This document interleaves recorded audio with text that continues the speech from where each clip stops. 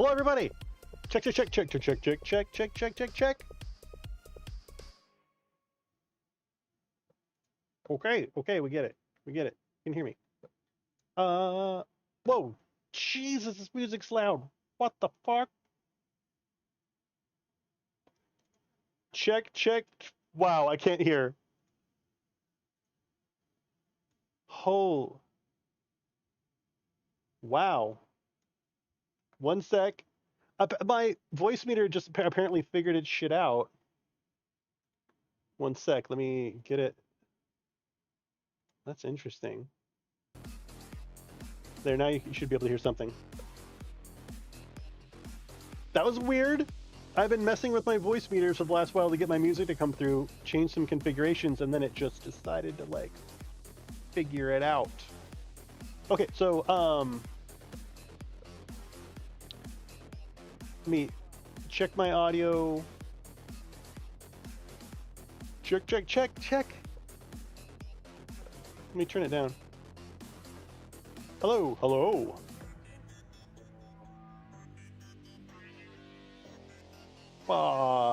Okay. That's strange. I can hear myself at Twitch. Check, check, check, check, check. Check, check, check, check. Maybe I cannot now. Oh, they're on the same audio thing. All right, one moment. That means I need to put... One sec. I need to put my... This should have been on A. And now my B is separate from my A. Which means I can turn that from... Yeah, I can hear it now. I'm hearing it in stereo now, though. I mean, it's not like... What is happening? What's going on with my audio?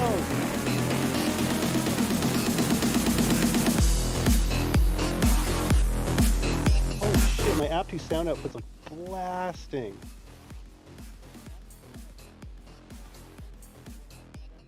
Oh.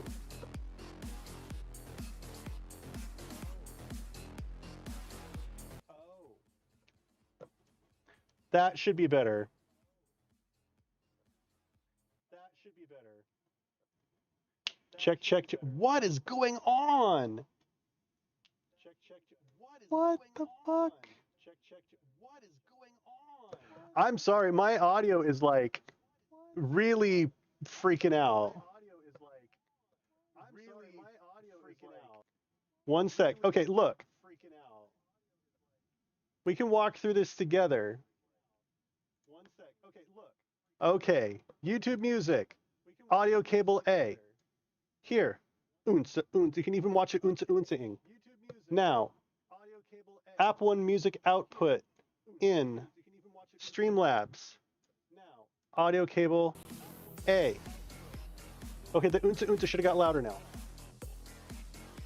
Now, Chrome B. This one. App2 sound output B. We should be done now. I should be able to go like this. For myself anyway. Check, check, check, check, check. Check, check, check. Okay. There. Now I can hear music.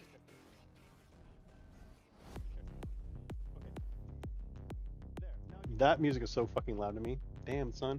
Okay. I think the audio is figured out.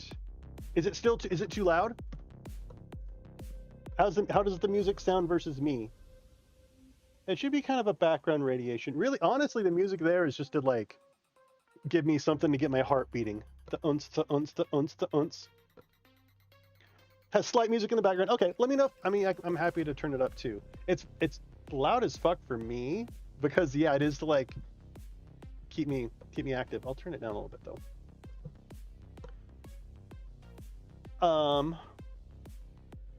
Okay. So the plan for tonight is basically to mess around with the RPG Stories thing and kind of talk about it. And I want to do a big kind of disclaimer here in the beginning. Big disclaimer. How many notepad documents does it take? Right? This is super early pre-alpha build for me to provide feedback on! Exclamation point. Right? So before we get into this, I just want to, what is RPG Stories that will be better than Tailspire? That's a very good question, Hazio, and I'll answer that question. So anyway, before I turn it on, I just want you all, this is like pre-alpha, right? Like they're doing a Kickstarter to get this thing going right now. At this point, it's been like a passion project.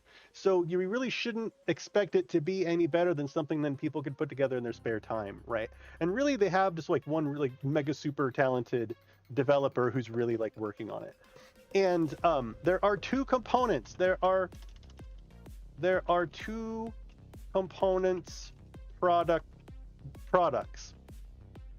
They will become one eventually. So there is a world builder. This is the, like, you know, you're building shit. You build stuff. And actually, I think there's another one. I think this world builder is also like a high level, like high level mapping stuff where like you're designing coastlines and things. And then there's your like your standard like battle map stuff. So these are like, I think, like the two components that are going on. And also, in addition to the builder, there's the whole like VTT side of it. There's the VTT, which has like rules and stuff. So there's a lot of components in here that are going to end up being put together into something groovy. Yeah, let's just take a look. I just want to have this like mega disclaimer, like don't expect this to be polished, because it's not. Because it's not. All right, so here it is. And man, I want to respond to Tazio right now before I even start building things. So here's the thing: will it be better than Tailspire? I don't know that you can compare the two, right? It depends on what your goal is.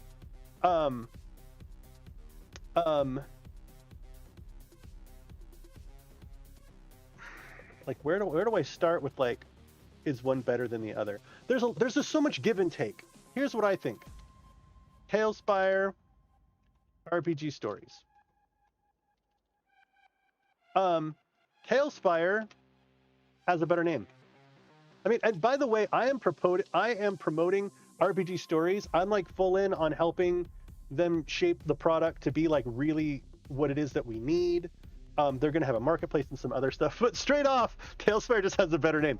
But I'm honest. Like, I am honest in the spirit of like helping my friends be better people and build better products, right? Like I'm very, very, very, very honest. So Tailspire, you have great freedom in your building. There's a lot of freedom here. I mean, it's Legos. It's Legos.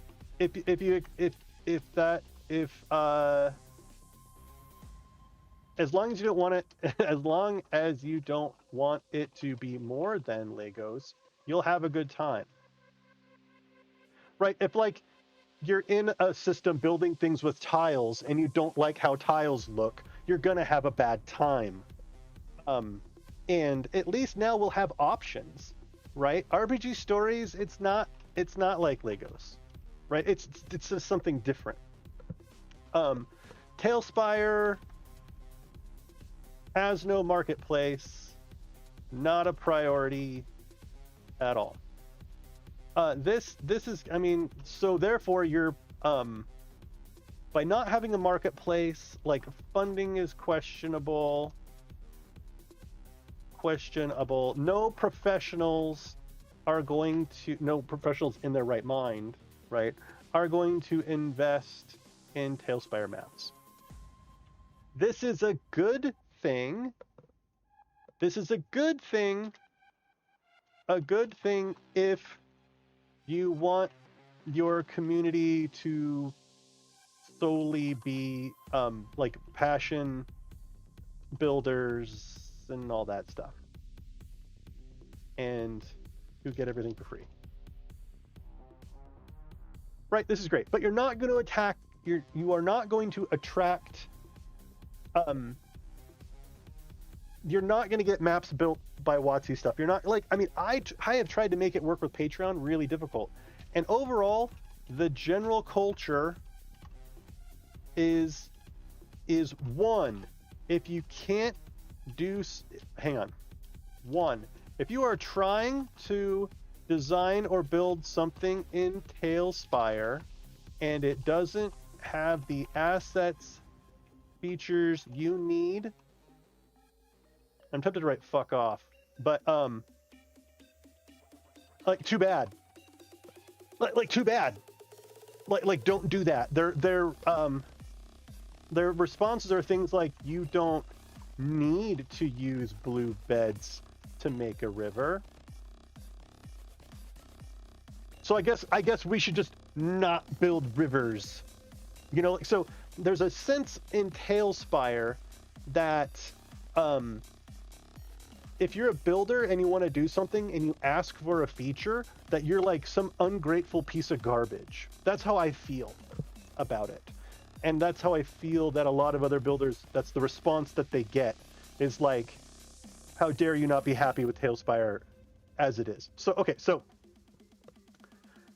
yeah, they're banking on Tailweaver, but I mean, with 3 engineers working for how long? Who knows? How long is it going to be before they do that? Like years? Where a lot of these other VTTs, like Venir, RPG Stories and stuff, are very likely to have like import your own asset right out the fucking gate. Tailspire. So this whole thing not having a marketplace is good. Oh wait, no. So this whole like everybody doing stuff for free is good. Hang on. The general culture is, oh, and also 2, don't ever ask for money. Don't ever ask to be paid for a map. Don't ever expect to publish a map, announce it, and get much praise. Like, you know, like, don't ask for money. So for example, like Nerd Central, myself, like, so Nerd Central posted a thing in the Tailspire Reddit where he was like, hey, I made this map, you can go get it from my itch.io or what the fuck ever for like 99 cents, and people kick the shit out of him.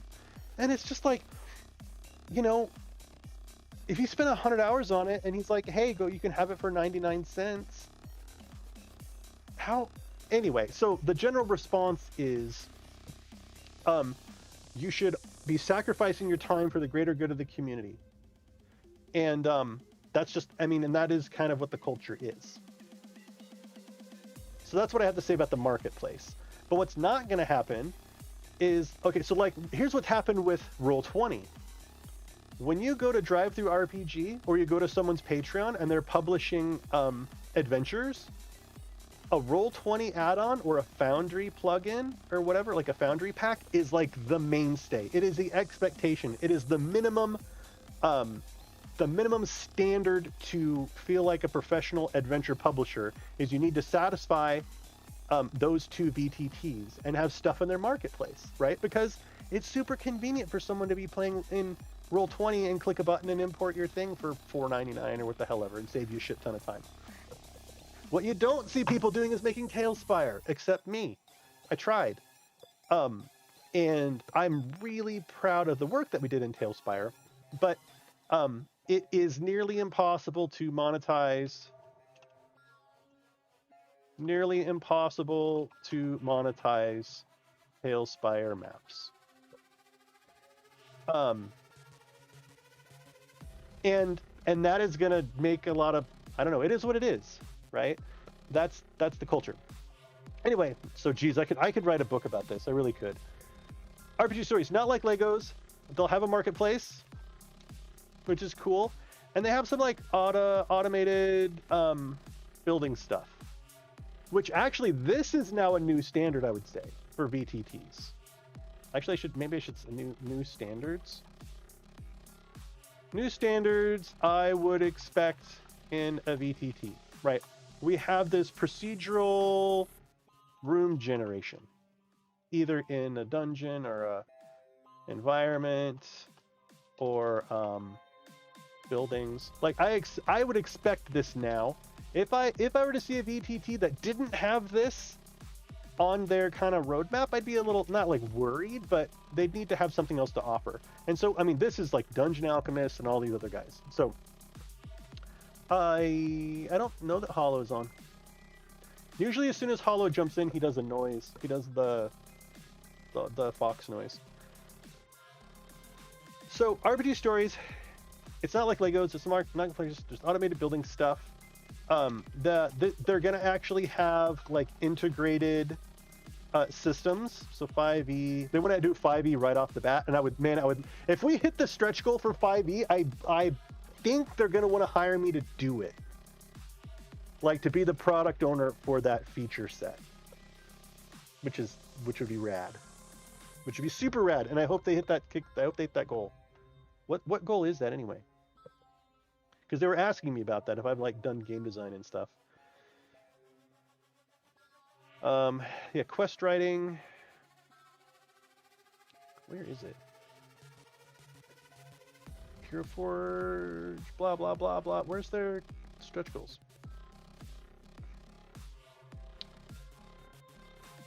Okay, so number one is the overall upgrade. So we're going to get GM's inventory, players' inventories.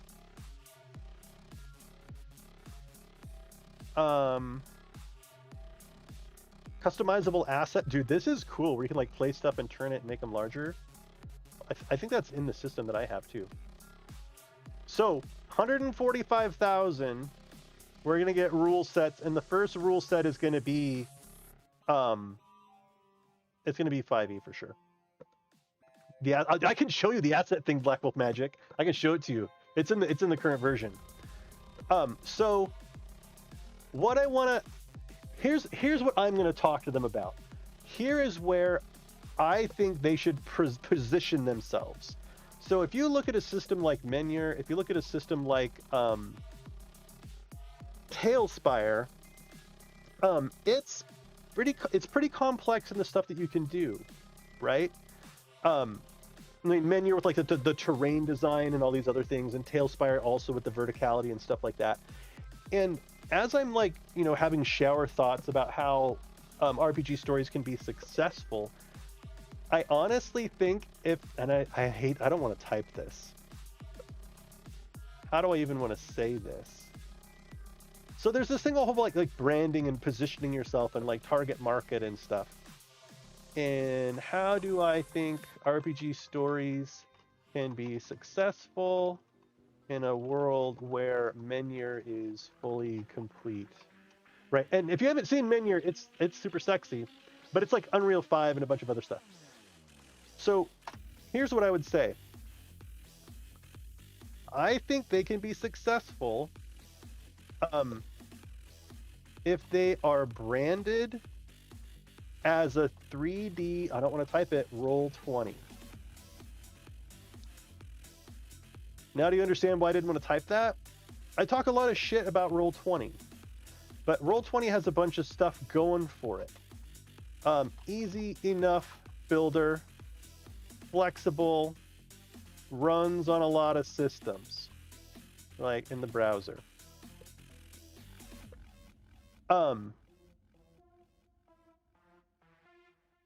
Oh man, I love verticality.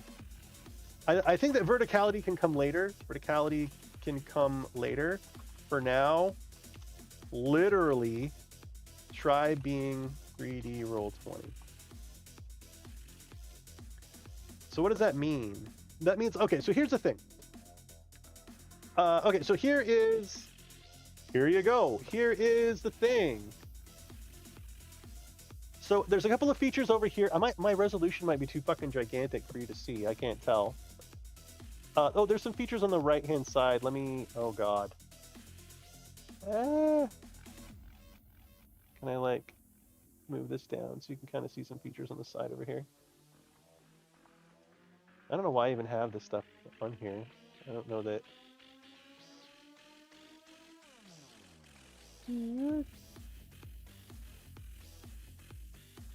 Okay, can you see the features in the upper right now?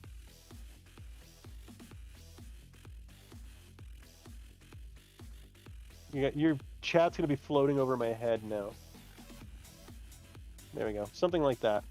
Anyway, so there's a bunch of features over here in the upper right. Or there's like dice and things like that. So in the beginning, we've got the journal. Like titled the journal like this game, oh mine. Journal entry, test, test, test. Very basic, right? So so what Tailspire misses and Tailspire lacks is the most basic of like, no, imagine if you could load up a Tailspire map and click the journal button and have it say Death House in Tailspire, instructions. Step 1. Blah, blah, blah. Let me tell you about hide volumes. I mean, imagine a fucking, like, notes and shit when you import. Anyway, so they have a little journal here, and this, I don't know that it gets any more in-depth than this. Like, at this point, they're just like, maybe this is, okay, on 8/15/21 or 22 or what the hell ever, like, session 4, the dwarf got an arrow to the knee to, like, really lean on memes tonight. Dwarf got an arrow to the knee. And then you have some, like, ongoing journal. Is this what they mean about the journal? I'm not certain. I do like that this is animated. They didn't have to do that. Do you see that? Like, the cool little, like, neon lights and stuff? Nerva's talking about the possibility of making fully portable modules embedded with room notes that stay... Yes! Yes! Black Wolf Magic. So we will get there. So here's the journal, and it's just the one-page... It's just a little one-page guy, right? Then we've got the ground, where we can do... Whoa, shit. This is the equivalent of Tailspire's, like, background or whatever. And just, like, you choose what you want the basic background to be. Nothing super exciting there. And, oh, so this is interesting. So there's little dots where I can, like, disable it completely. So, like, the journal, I guess, if you have the journal open, I don't know that it actually does anything. Room builder. Let's do the floor first. Okay, so floors, let's say, plates, modern floor grass B. Okay. Oh, what the fuck? They drop. I didn't realize that. They drop just like Tailspire. That's interesting. Can I shift click? No. Can I alt click? No. Can I...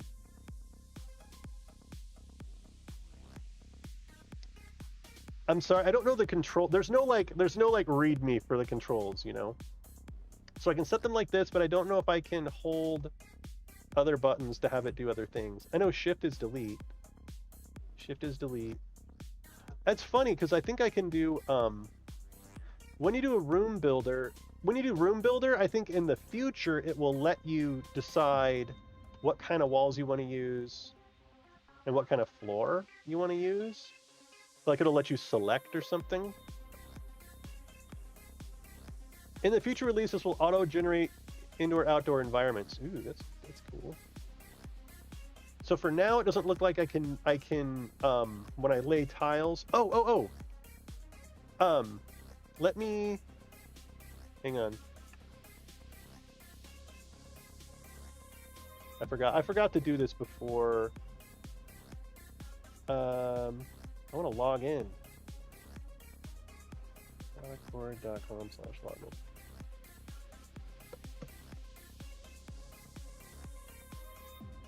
I don't want to log in, you bastards. Let me just fucking log in. Product board. Log in. Sign in. Now that shit's hidden.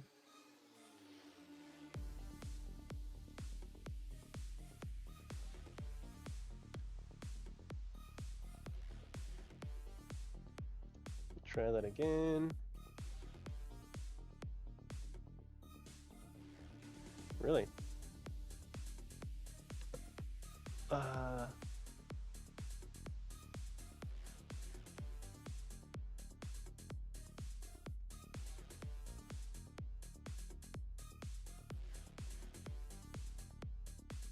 Wait, one sec. Let me.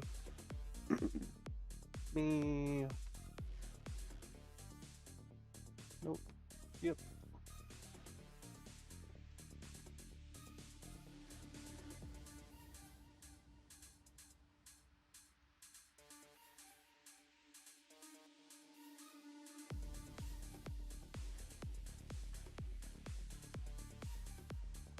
Add your team. Oh, I don't want to add a team. Let's skip this. Sorry. Product management. You're looking for a system for my team.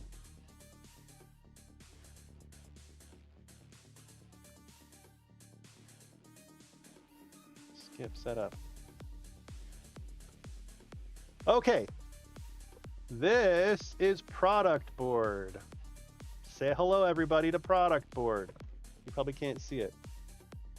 So, product board is a product management tool that's pretty snazzy. That allows us to look at the value, the effort, the value score effort of different components and features and things. And so here's an example. Here's an application. Here's a feature set. Communicate with team members. Here's the actual individual tasks that are needed to be implemented to complete the feature for the said product. And so what I want to do here is here's what I want to do. I actually want to write up some user stories for features, and I'm going to need your help with that. But I want to edit this one. Add component, edit component. I want to change the title to RPG Stories, right? Bam, RPG Stories. So, feature number 1, sample feature. Sample feature number 1 is actually going to be, what is this? This is floor placement. Click and drag a grid. Place a grid of tiles. Right? As a builder, placing tiles for a scene, I want to be able to place a grid of tiles all at once so that I don't have to waste time doing them individually. Right? Bam. Okay. We don't need this shit. Delete this feature. Delete it. Delete product. Delete all this garbage. I don't need it. Delete. Randomized tiles placement grid. Ooh. That's a good idea. Subfeature. Subfeature. Randomize a selection of tiles in the area. That's a good one. I like that. Okay, so as we come up with new ideas, I will add them to that, and then I'll just share it with them, right? That's what I'm here for.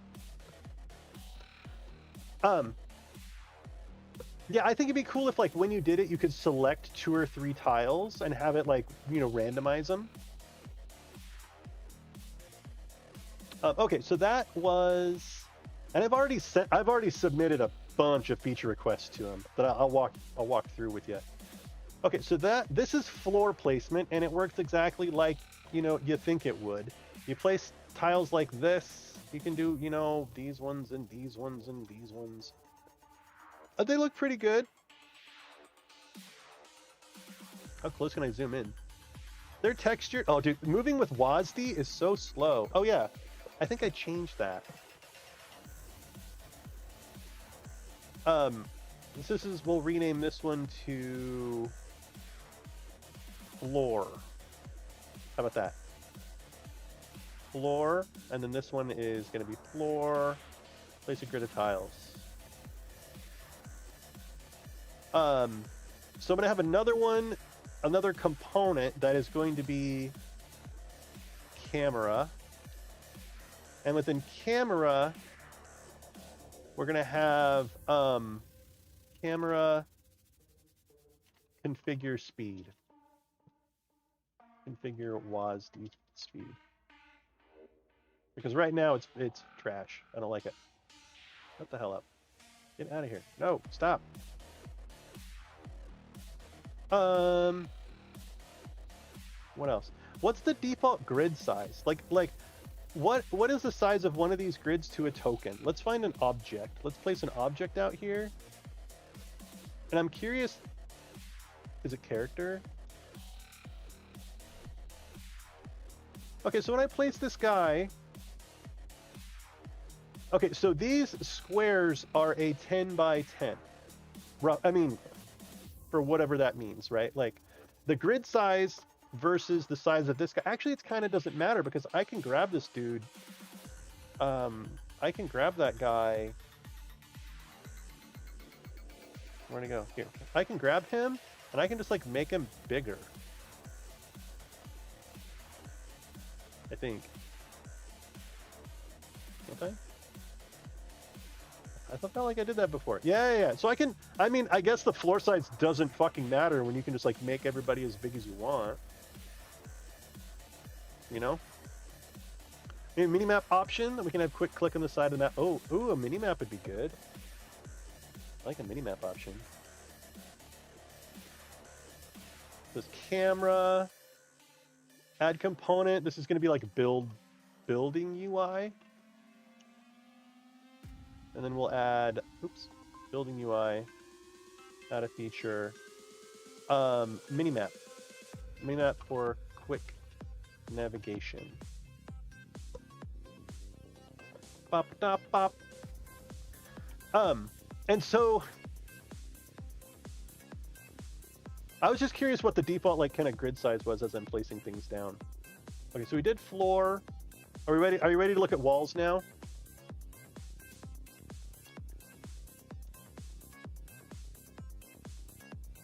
Whoa, what the fuck? What? What the sick? No fucking way. What? Let's get complicated. Wow. I don't know what to fucking say about that. I was not expecting that to be a thing. At all. What about this one? What do these do? What the shit? It's like this is like mine tracks or something. What? It'd be so simple for them to put little like crosses on them. So okay, so this is what I was saying about. This is what I was saying about a 3D Roll20. You know what I mean? There's a slight difference between this and Tailspire in that this is almost like a mixture of Tailspire and like Incarnate with map making. Like, do I want an actual tile that has train tracks on it, or is this like close enough, or you know, some like combination of them? I mean, so these are smart enough to know like which of these tiles match. Like this piece here knows that these are not the same tile, and so as I draw, right, they figure their shit out. And I think, hey, what's up, Talladega? I really think in the future, if you have a marketplace, like a 3D marketplace, let me put it this way: there's no reason that this thing that I'm laying down, and Black Wolf Magic, I want you to really, really listen to this. There's no reason that the tiles that I'm placing right now aren't literally the Tailspire tiles. We have a corner tile piece in Tailspire. We have a corner piece here in Tailspire. We probably have an intersection piece in Tailspire. You could do this exact feature in Tailspire with Tailspire stuff, which means you can do it in this, right? Like, so in the future, in the marketplace, yeah, Black Wolf Magic. Like, so If you had a PDF and you just told it this is what a corner looks like, this is what it looks like. So importing something into this system that's already designed to use the pieces in such a way and make these paths. Imagine a marketplace that you could go to with the stuff that you could do this with. Like little rivers or footprints, or especially if you could layer them on top of one another somehow, right? You put footprints on a path. Like, I'm not super keen on how it's stuck to the grid, but again, that kind of takes us back to it being more like Roll20,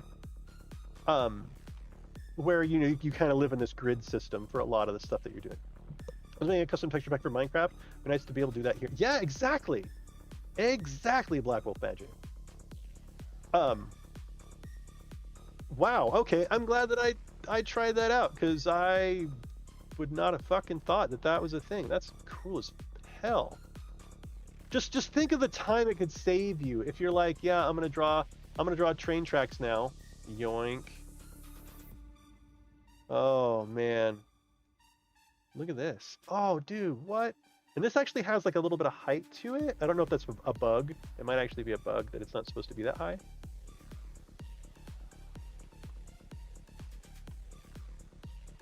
Wow. Okay, so my concept of like what it means to lay down floors is like, oh, did you see that? I don't know what it quite. Here, let me change the floor to something that is easier to see. It like it shifted itself when I did that. And the magic. So here's the thing. I think it, like when I place this tile down and you see how it like kind of refigures all the tiles around it, they just need to polish that, because I think that it's like overkill to be doing it here when obviously all these tiles they're exactly the same. There's no reason for it to be re-navigating or whatever. So it just needs, when to do that, when not to do that, some basic logic in there. I would love to be able to like rotate these, not vertically, but like horizontally. That was fucking medieval stone floor. What do you do? Okay, you don't do anything special. See how this doesn't do that, whereas these wood ones did? Where maybe the medieval stone floor, if I'm making a path, it's like that, but if I put it together, then it would actually like smooth itself out in the middle. Because I don't like see how there's like there's like a groove here? I want to be able to tell it to smooth the groove or not. You know what I mean?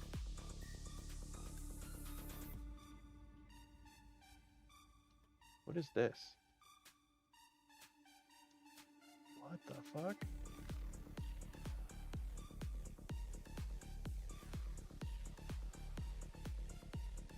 Okay. Oh, look at that. Look how it automatically like forms the middle.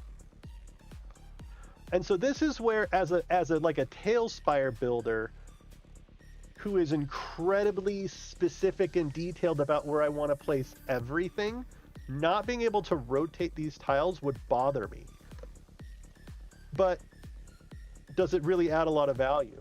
You know what I mean? Like I think it's so much more useful and more like Roll20, where we're kind of easing people into it being a VTT, that you can just come in here and just do this, and it just like, it just makes it look nice. It makes it look nice enough. Yes, it is. Like, look what it did. It made its own little pattern on the sides, I think, where it makes a little circle. It makes like a, I mean, you can see it when you're far away. All in the ones on the exterior, it has with this little notched board on the outside edge, but not in the middle. Like if I laid them down right here, see that? It just figures its shit out.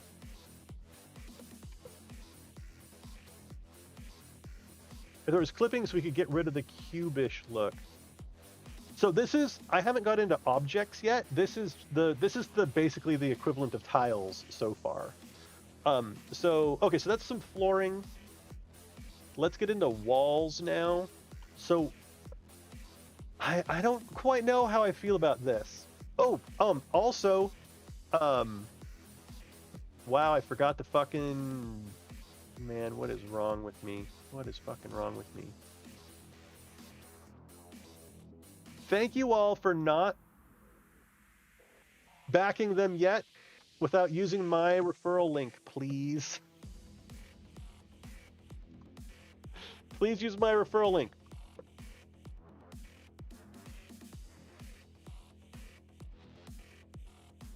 Hang on, commands, custom. I have an RPG Stories link.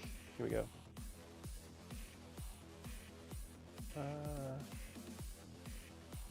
The RPG Stories Kickstarter is live.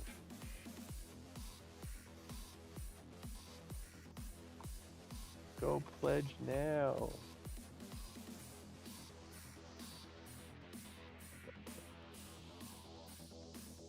There we go. Submit. Now we need a timer. That's gonna do, I guess, RPG Stories every while. Name, RPG Stories. Message. You can use commands. RPG Stories. Every like 20 minutes.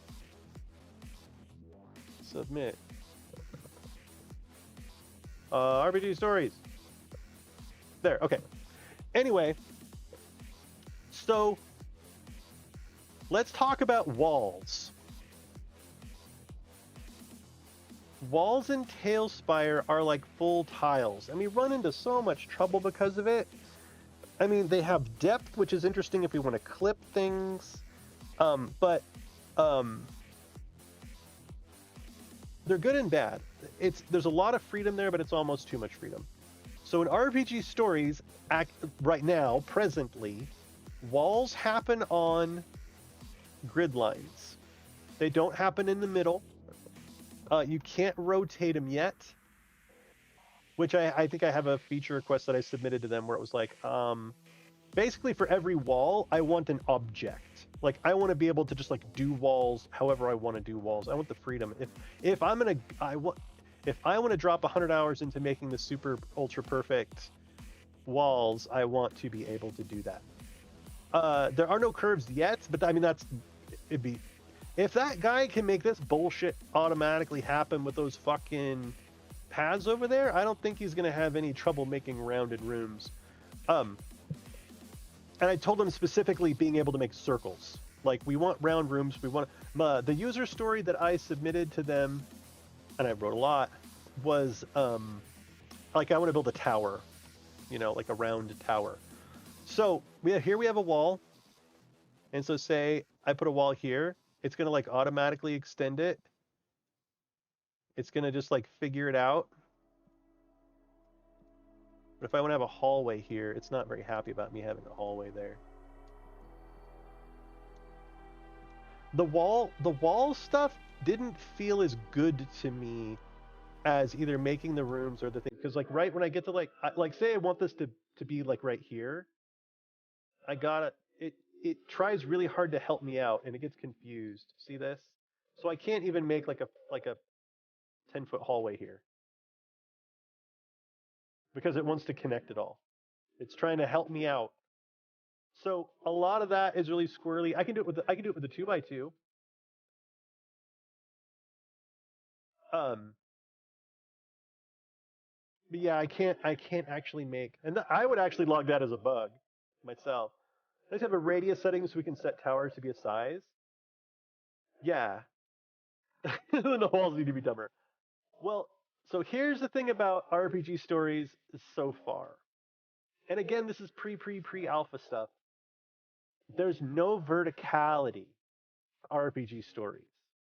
So I can't like build this, put a roof on it, and then put another floor on it. That's not a thing. It's it's it's like 2D, 3D, right? Maybe have a toggle that would turn off connected. Yeah. Oh yeah, a toggle that just turns off the whole automated stuff. That'd be awesome. I mean, because it would get us 75% of the way there, and then all the places that we want to do custom things, we would just do our custom things. A toggle to turn off the automated shit. Yeah, I like that. Go away.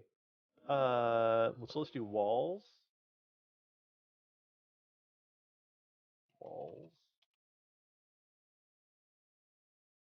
walls, and then let's add feature.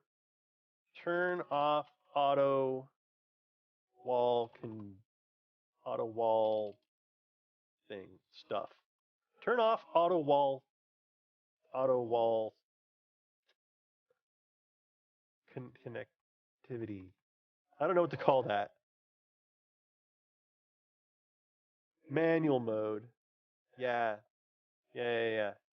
Be able to set manual mode where walls don't automatically connect. Period. Something that is cool with walls. Watch this. You're gonna fucking love it. You're gonna love this shit. Okay, so say we've got this wall here, right? We've got a wall. Let's see if some of them don't do it. Some do. This one doesn't. I think it's the. It's like the warehouse one. Concrete tall. Does this one do it? No. Is it only rooms that do it? Is it only the room builder?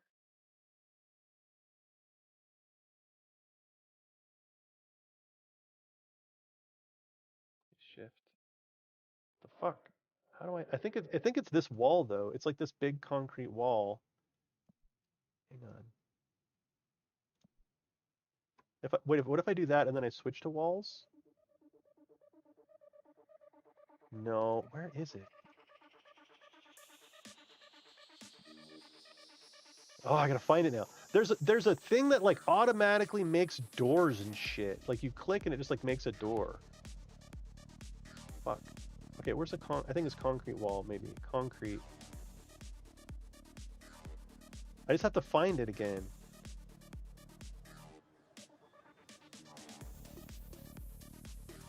No. It's like, is it like building whatever? They don't all have it, but one of them does, and it's fucking cool. There it is. Okay, so with this particular wall, when I make it, if I hold Alt and click, it'll make a window. And then when I control click, if it'll do it, it'll make a door. Is that fucking crazy? I can do window, door. It's neat. It's not perfect. I wrote a thing about it because right now doors only appear on grid lines, and that's like not okay, right? Like, I mean, the feature request that I submitted said specifically I should be able to click anywhere. It should be like either in the middle of a square or on a line, and it should still do it. Same with windows. It's something that will be functional for all of the walls, but right now it's only for some of them. You can set your own doors, right? No, not right now. But another feature request that I submitted was that when you do it, it would like toggle through all of the different doors for that wall that you had. So maybe you go to the marketplace and by default there's like 5 different types of doors, but I go to the marketplace and someone makes like 10 more. I don't know. I don't think they open. I'd be shocked if they opened. So this is the builder version. This isn't the VTT version. Well, it's all kind of one right now, but I don't think that there's a mode where I can like, or maybe I can't, I don't know. Fog of War, where's objects? Objects, okay, can I interact with it? I can't like interact with it. There is like a door. There is a door object. There are door objects that you can also place, right?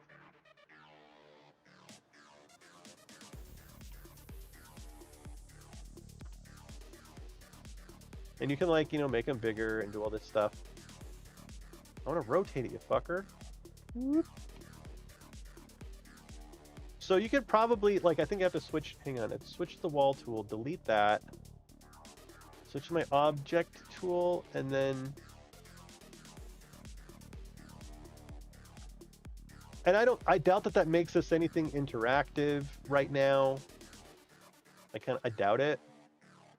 But even if I would like, if I was able to place this door, and then it had a ooh,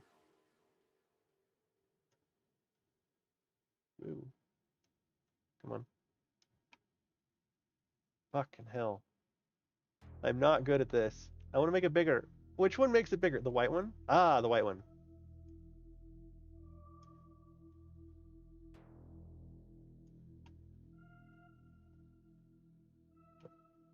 Okay, so I have a door, but I don't think it's interactable. Did that command not work for Nightbot?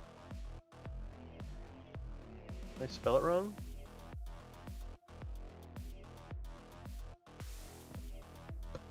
Nightbot, what's your problem, dude? Exclamation point RPG stories, exclamation point RPG stories. Are you just, you're not gonna do it? Did I spell it wrong? RPG stories? Whatever. Agreed. I like to be as a player view every now and then to test out my maps. I have a way to be able to test your builds. Yeah. That is a good idea. Basically, what would this be? Player view? I don't know.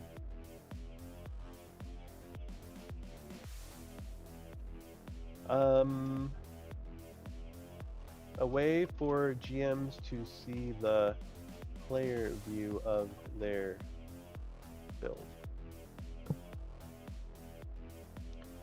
I'm pretty sure that's gonna be a thing.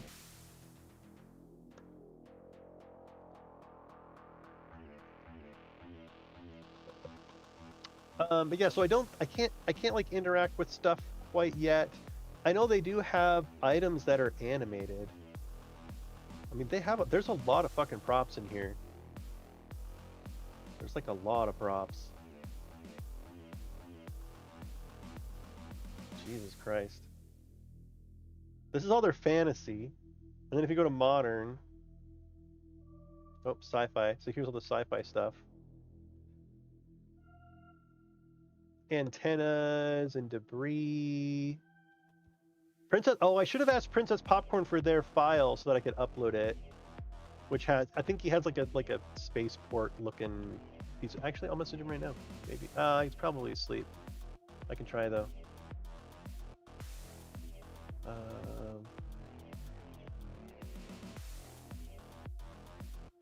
Do you have an RPG stories file I can import that looks cool? Over to save draft boards and finished boards, you can test designs without having to tear your map apart. Well, I mean, you just save it as a file. Like, you just, like, save as, right? And it's just like, you know, we just save it to, oh my god, I don't even fucking know. Dude, maybe I should just save it to desktop. Can I create a folder here? No. Again, ultra alpha. Like, desktop. Don't I have an RPG stories folder already here somewhere? Oh, I guess not. I guess I wouldn't on the my desktop. Quit being an asshole. There we go. RPG stories.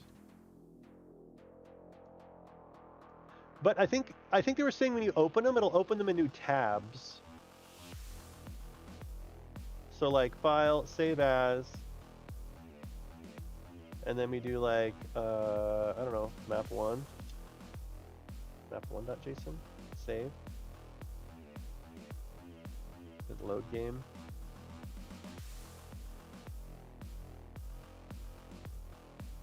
Create new environment. Yeah, so you can go back and forth between your tabs. So like environment 0 and then environment 1. Right? Change our ground to this. Draw some stuff. Make some things. File. Save as. Now, I want to test something. Map2.json. So, What am I gonna do? I'm gonna try exiting now. Whoa, shit. It was in downloads. Of all places. Oh no, did I put it in? I actually put it in somewhere that made sense.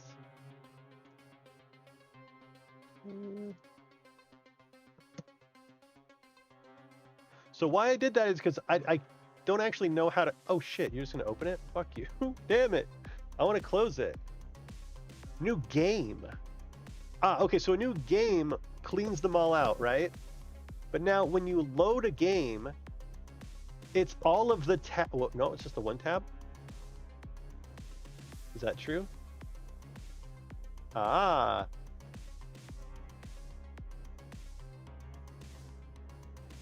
Yeah, okay. So when you do save as, it's going to save each of these environments individually. And there's going to be some system for like packaging them all up. You know what I mean?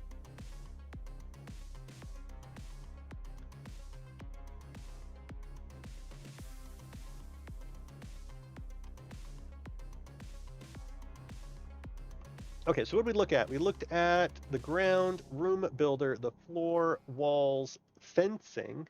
Fencing is interesting. I mean, it's just kind of what you'd think. It's fencing. It's just like walls. Actually, I think they're going to end up combining walls and fencing and just have fences be another type of wall, or have like half walls or something, you know? Because these are just walls too. There's no real reason to have them not be. Oh, look, that one made a gate. Does that one make a gate? Oh, dude, that's cool. So shift deletes and control makes a door. So this one makes a gate. Neat. Objects. We have a ton of objects here. And I mean, we can actually try to do a thing. How about that? Hello?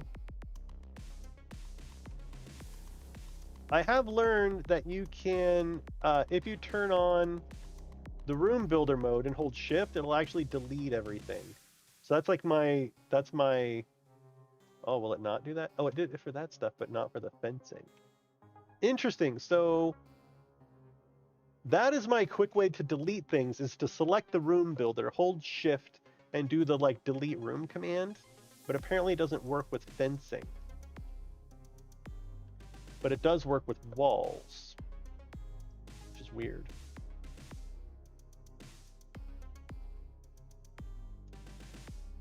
Okay, so let's try to actually like build something. Objects. Can I delete?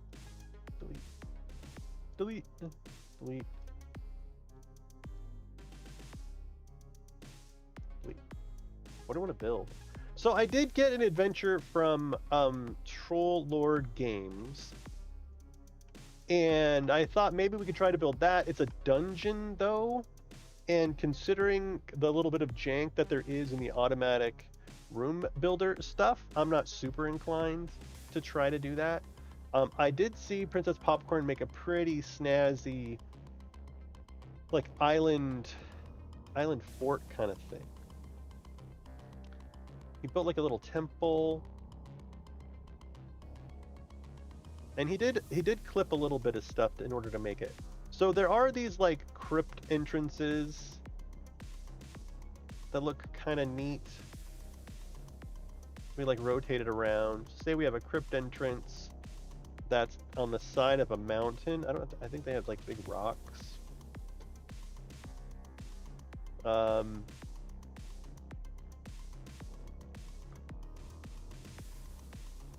Duplicate object. No, I want to make it bigger. Yeah, I want to make it real big. That's annoying. Are there bigger rocks in there?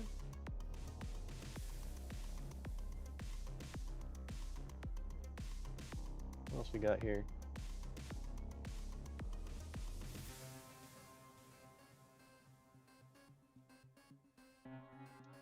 Okay.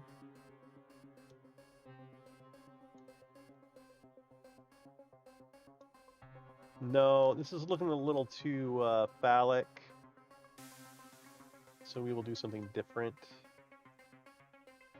It's still not looking good for me. God damn it. How do I make a non-phallic mountain? Or like a... Maybe that's the answer. Here. There we go. Can we duplicate that one? Yeah. Okay, now we're talking. I want to clip it though. I get to about here and then it wants to put it... It wants to place it on top. And I don't want that. Those do clip really well though. Let's put this in here and then let's do a let's do like an Amber Temple entrance where it's got like the main entrance and then maybe it's got some snazziness up on the side of the walls over here. Crypt. So like, whoa.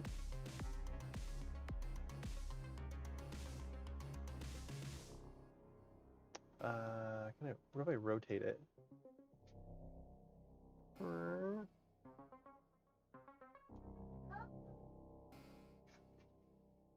something?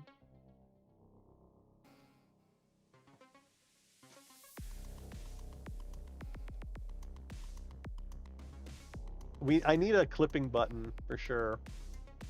Okay, then we can see on the inside where it's going through. I don't want that. Whoa! Hey, what's up, kiddo? You want to see what I'm making? I'm making a building. Wow! Yeah, you want to see what kind of animals they have? Animals? There's a lot of people. There's like there's little people. I know, what? There's a little person. There's a little person. What do you think of that? A little person. I don't see any animals. Oh, there's a dragon. What do you think of that dragon? Tail. Dragon has a tail. Yeah. No. The dragon's mouth. Whoa. What does the dragon say? Rawr. Oh, you've got your little lovey dragon? Mm-hmm. Yeah.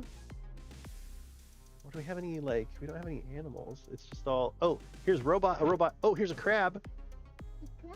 A crab. Oh, looks like a spider crab looking alien thing. Why that? Here's a robot.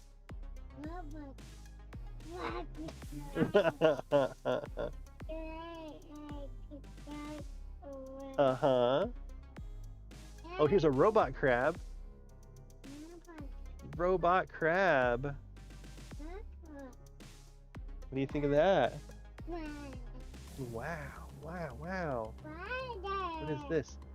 Ooh, big tentacle looking monster. Whoa, whoa, whoa. I don't know what was going on there. Whoa, look at all that.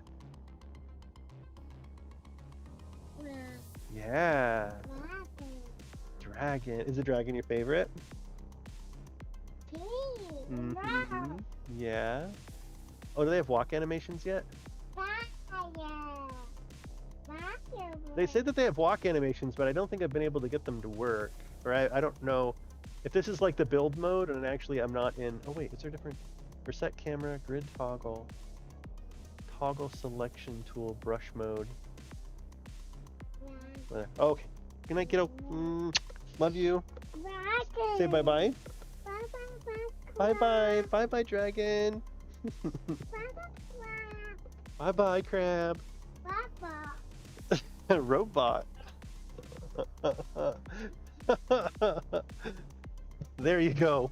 It's time to put in a frog. Yeah, Tachikoma. Oh man. So I mean, these look legit. They're not like, and that's the thing, is it's not it's not perfect.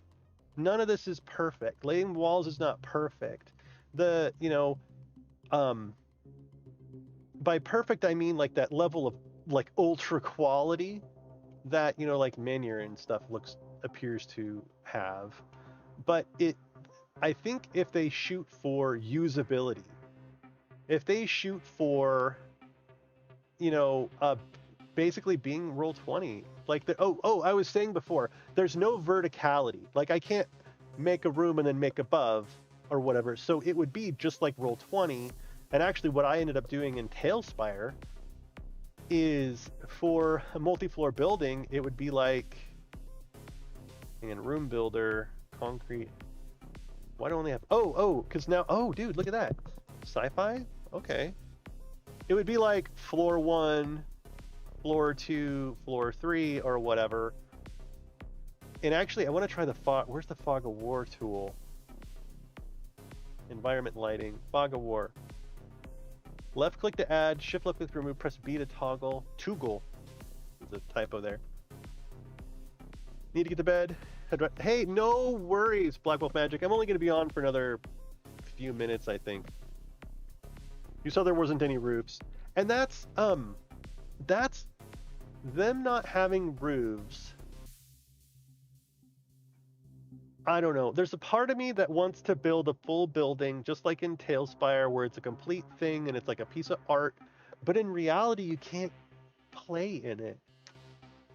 And so I'm kind of torn. I'm torn about like how to marry those two things and whether you should, whether the extra work is worth it to like really feel confident in like the art that you're making, So Fog of War, hang on. Left click to add. I want to add it. Add Fog of War. Yep. Bastard. What is wrong with you? Maybe, am I doing it wrong? Toggle B. Press B to toggle from brush to fill square. Okay, click that and nothing happens. I click that and nothing happens. I click this and I hit B.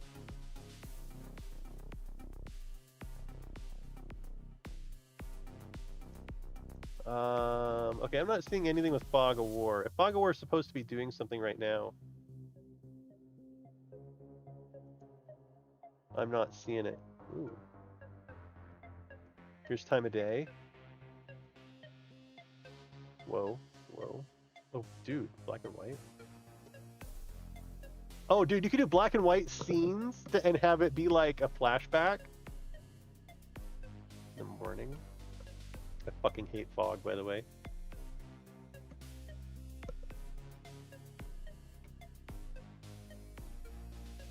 That's interesting. What is that? Oh!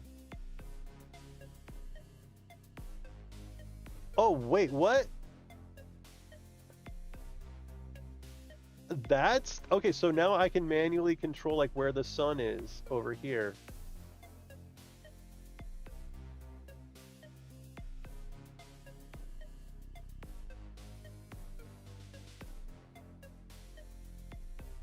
When I scroll it...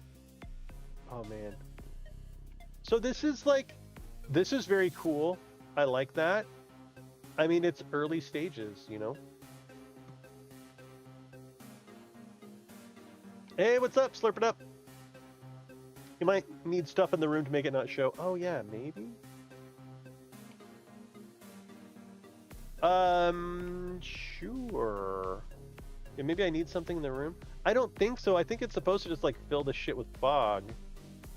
I don't think it's actually supposed to need... What is this? Oh, quest notes. Okay, so... Wouldn't it be great if you could put a note here that's like... Room 14. Here's some stuff about the room. Like, this is a GM's note, right? And then also, I think they do this in the demo or whatever, where they have an object.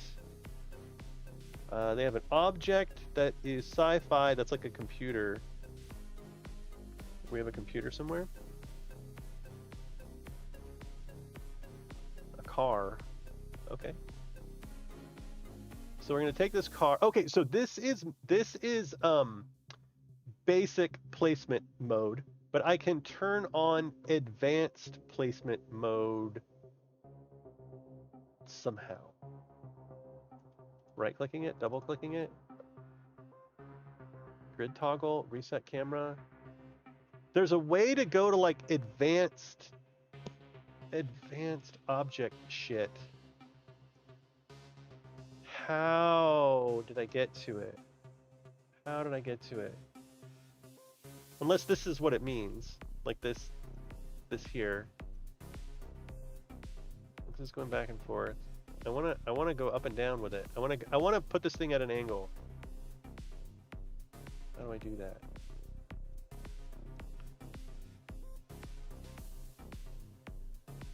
There's a fucking way to. How did I do it before? Like Control, Shift, no, Alt click. I don't. Whoa! Did you see that? It's duplicating. If I Alt click it. Okay, you see all these cups on the ground right now? See all these little cups? How did they get there?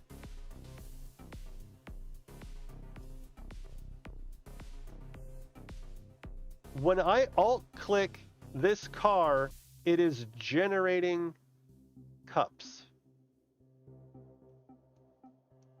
Did you see that? Watch. Hey, magic, like magic. We've got cups. When I alt click this fucking car, it's making cups. What? Clip that. How did I do that shit? What is it doing when I alt click it? It's just making cups. Don't know. Don't know.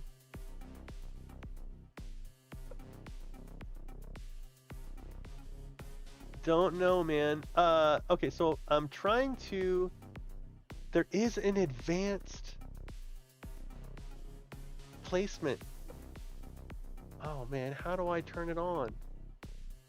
It's working for characters. When I put a character down. Wait, now it's not. Shit, it did it for the ogre. Remember when I first placed the ogre? Crap. When I first placed the ogre, it had like an advanced thing. Oh no. How do I get back to that? What is the button? I lost my phone. Wait, what? Oh, what's up, Hollow? Lost my phone. Put on a coworker's bumper, found out about it, went on a trip, walked around 6 miles to try and find it, made it back to my shop. My buddy couldn't find it, so GPS tracked it to an address. We showed up at 10:30 to a sheriff's home. Rang the doorbell. This man shined the brightest. Oh, okay. Okay. When he went to get out of the car, he said, "Tell your buddy to get back in the car." Came out with a gun? Got your phone back by what the fuck? Got my phone back though, which had been run over by a car, and I'm watching you from it now? He had a gun?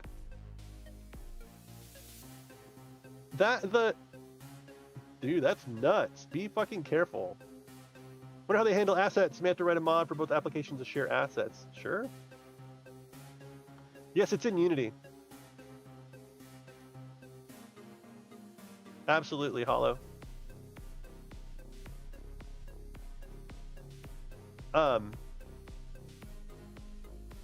Why would you have been there to... Oh, I guess he's a sheriff. I guess he's put a lot of people in jail, I suppose. So, when I first placed this guy down, there was like a resize thing that looked differently than this. It was like the actual Unity, you know what I mean? It was the actual Unity thing. What if I... Hang on. File new game, and then exit, and then run it again. So Hollow, Hollow's never designed Tailspire map. Oh wait, maybe he has. Sci-fi. My dad was an officer, and the brightest flashlight was his only and favorite go-to. Yeah, dude, I couldn't imagine being family members with someone who's in law enforcement. Jesus Christ. Okay, so when I very first started RPG stories, and I placed a guy, it gave me a different whoa, now he's walking? Oh, I turned on his animation. Oh, whoa. I'm sorry, what?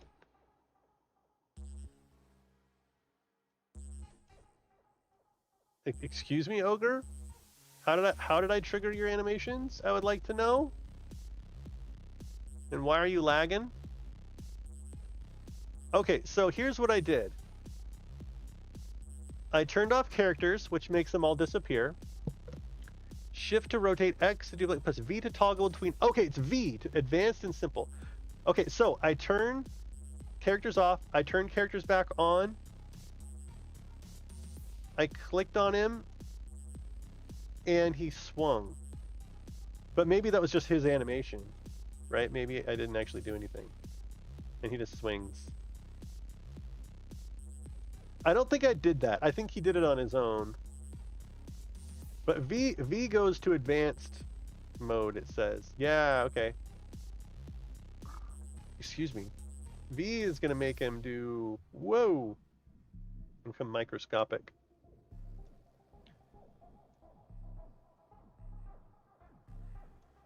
I don't know that they have any sense of like where the ground is. Good night, Black Wolf Magic. On one map, it's fantasy, make a surf on your map, pre-cyberpunk. Where's Mary? Right on Numenor. Sounds good. I'm gonna be booked for most of the day tomorrow, I think. But Heim should be on deck. Okay, so we looked at... Oh, hey, Hollow. Want to see something neat? Check this out.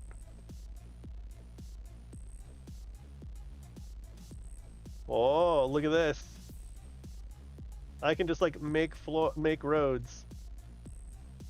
That's fucking handy. And also this shit.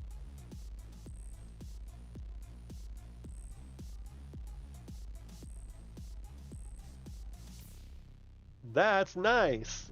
And I think in the marketplace, there's no reason that you couldn't like literally use Tailspire models. You know what I mean? Like, Tailspire has mine tracks. They have corners.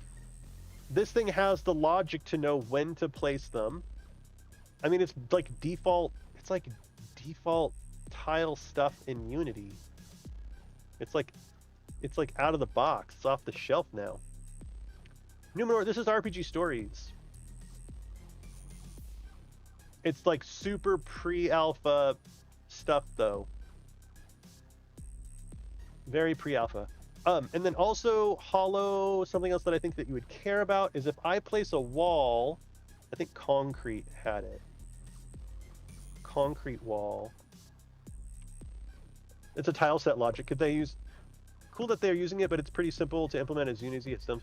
Oh, absolutely, Hollow. But yeah, it's the fact that they've done it. They are using it. It is default tile behavior. Magic was mentioning that if someone made a PDF that was a texture pack, that you could just load it and do it with anything, right? So, which one was it? Oh, I think it's this one. So they have this Hollow where I make a wall, and if I hold Alt and click, it makes a window, and if I control click, it makes a door. Whoop! You can't actually open it or do anything like that. But I mean, it's there. The functionality is there. Slurp it up. You can get this by going to the RPG Stories Kickstarter and backing them. I have like a pre-alpha version of it just to like basically do this demo and to promote it. And while we're running through it, we're actually writing down features and feedback while we're looking at it. I'm probably going to be doing this a bunch, I think. Like if they're gonna, I think they're gonna get me additional, more advanced builds as time goes on. Um, uh, Everyone who is a VIP, like if so, to become a VIP, you go to their RPGstories.net. You go to here and become a VIP person. Where's their VIP thing? Do they have it here anymore? They might not have the VIP thing. You might have to actually go to their Kickstarter now. So anyway, around the 15th of the month, they're going to be releasing their world builder. And I don't know what all that's going to be in it. I don't know. I think it might be what I'm using now, but it's very bare bones. Need help with the coding? I mean, depending on how much money they get for the Kickstarter, they'll be hiring people. Hello, Hollow Fox.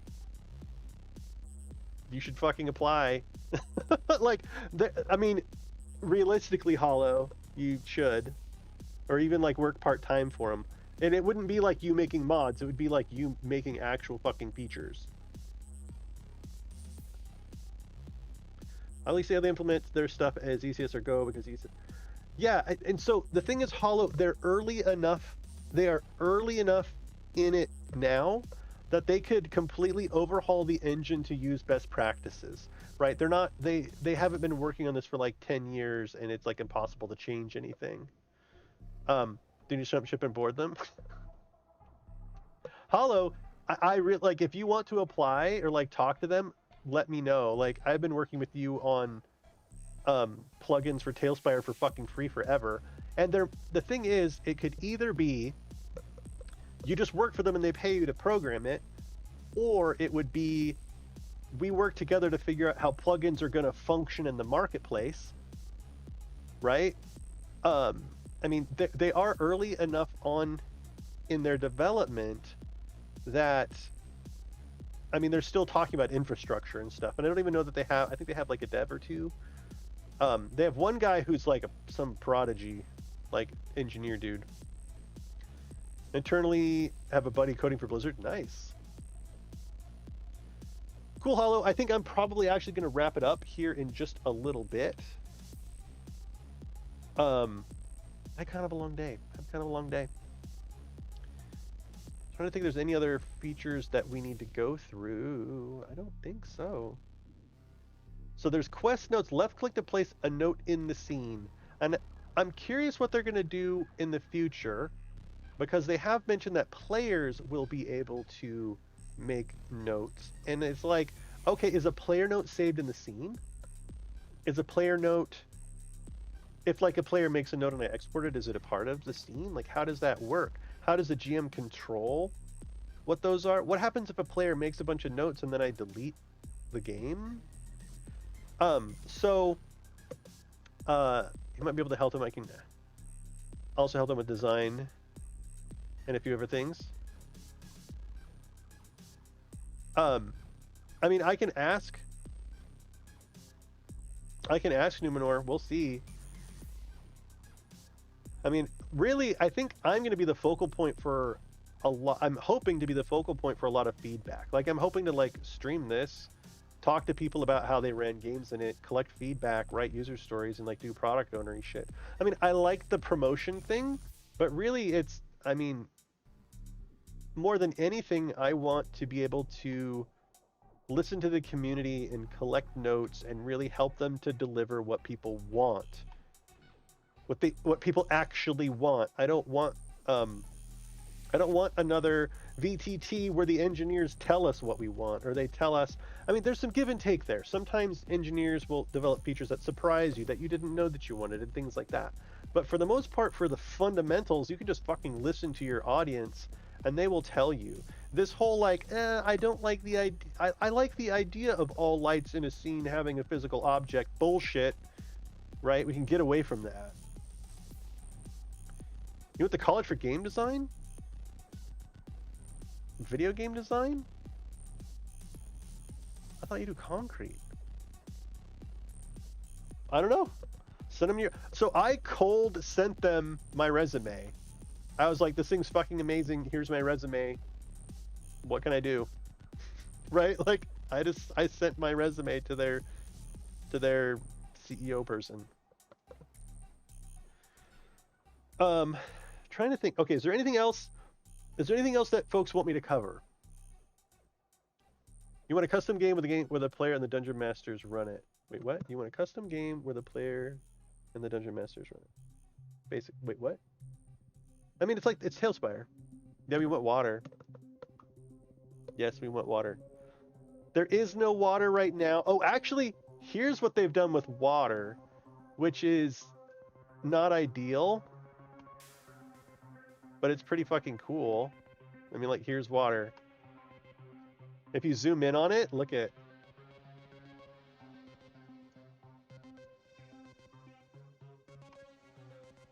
And I think they have a boat. They have a ship?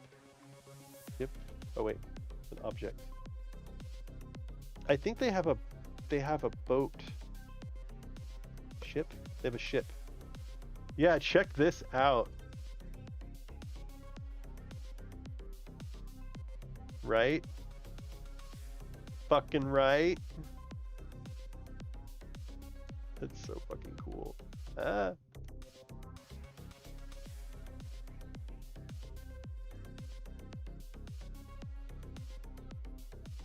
It's got one with the sails up and the sails down. And then I don't know how it works putting a token on top of this now, right? Like, can I put a crab on here? That's the thing is, I don't feel like there's a button that like tells it like, okay, there's gravity in like with Tailspire. With Tailspire, when you move a token, you know, there's a gravity to it. I don't know that there is that in this.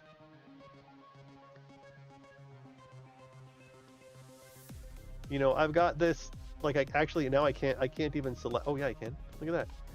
See how it doesn't fall? Hang on, maybe I'm wrong. I don't think there's collision on the boat. Maybe there is. I can't tell, dude. Okay, so if I do this, you see how it is? Okay, its feet are touching the surface of this thing. If I do this and then turn that off, it's not. And then if I move it in the basic mode, it doesn't like drop like in Tailspire. So I don't know if there's a sense of it of this having a hitbox or of it the thing's having gravity, you know. I think I've set this at a particular height and it's gonna like stay at that height. You know, there's no hitting things.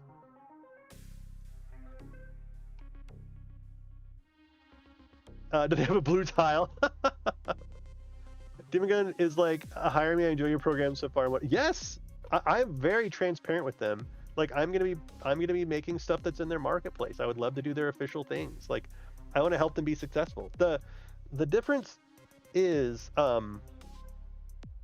they listen. The real difference with RPG stories is that they are listening to their users and they're listening to professionals and they are humble and they're not egotistical about it at all. And dude, Knox, how are you? Also never Oh, you never graduated. Going to bed, message me your opinion of what I said. Will do, Numenor, take care.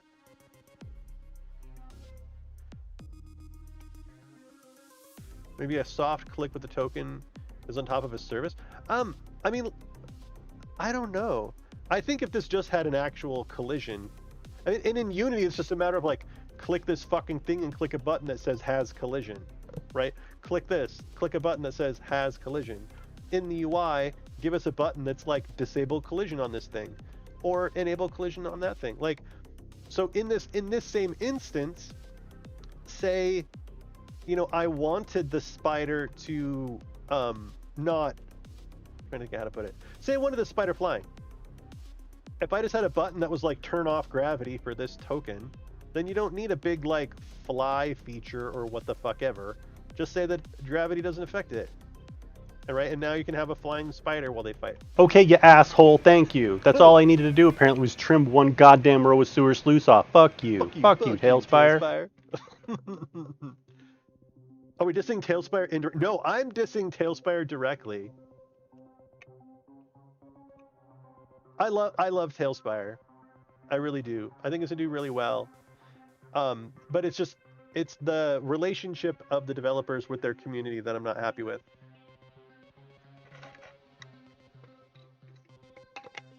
Oh, and Hammerhead, yeah, this is like I'm taking a Udemy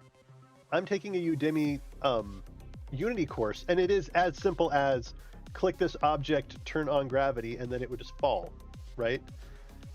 And just being able to like tell it not to, and then click a button and be like, have a fucking collision mesh on this, please. Oh, can I want to.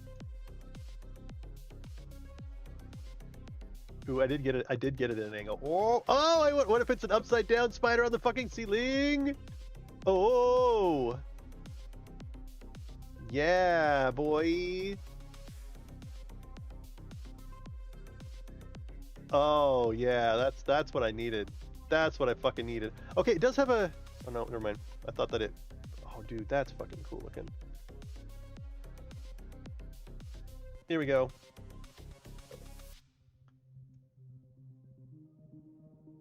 Oh, that's fucking cool. That's pretty fucking cool. And then, can we get some characters? Some heroes? A demon, a dragon, a dwarf. Okay, we have a dwarf. And a mage.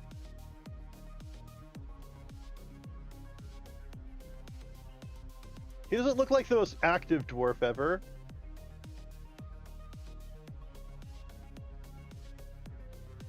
But, you know, I set him down, and it kind of knew where the ground was, maybe.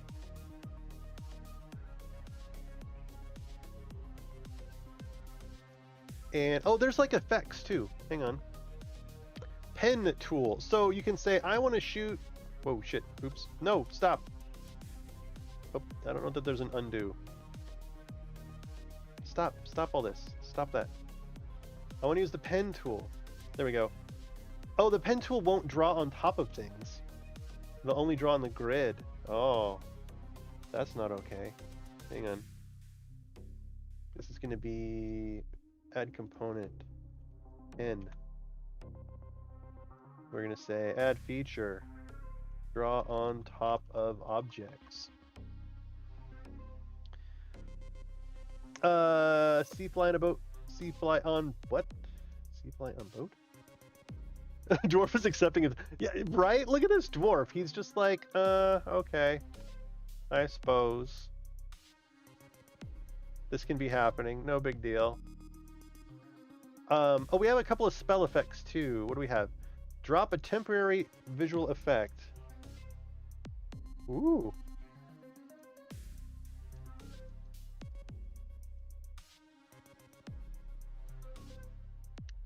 I don't like that when I'm trying to place visual effects, I can also grab shit.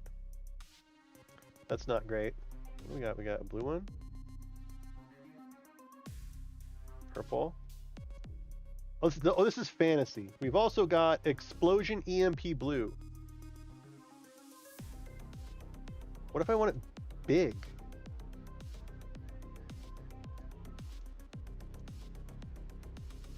Explosion. Where's gunshot? There we go.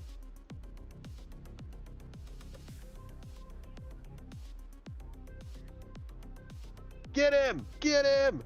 Do. I want to make it like, fire the cannons!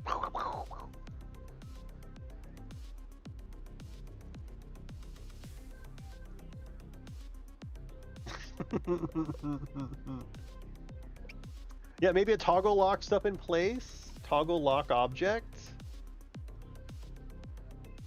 Objects.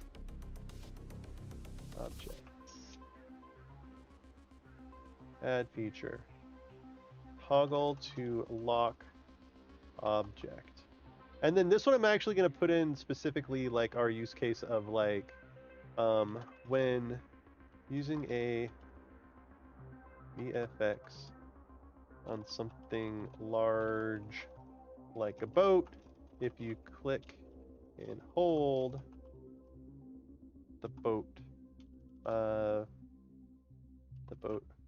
is active and can be moved.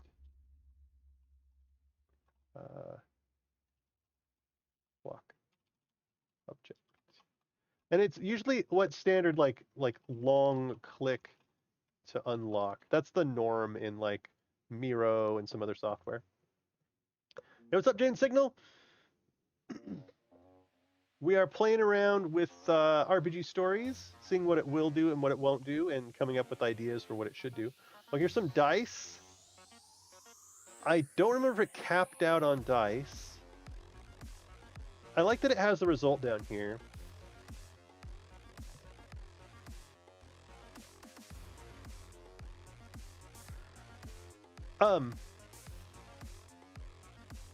So okay, so when I say